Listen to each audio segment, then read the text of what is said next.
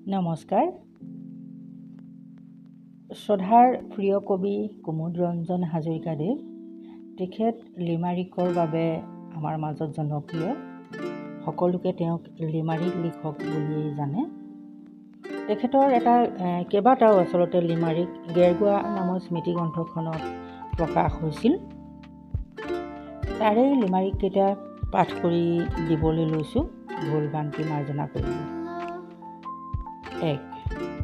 মঙলবাৰে উৰুকা বিহু বজাৰ আনো, বুধবাৰে গৰু গা ধুৱাই গৰু বিহু মানো, বৃহস্পতিত মানুহ বিহু নদীত উজাইছে শিহু, সৰুৱে জ্যেষ্ঠজনক কৰে সেৱা সকলোৱে জানো। 2. এঙাৰ চোলা পিন্ধি লৈ বিহু আতৈ, কলীয়া ৰিহা মেৰিয়াই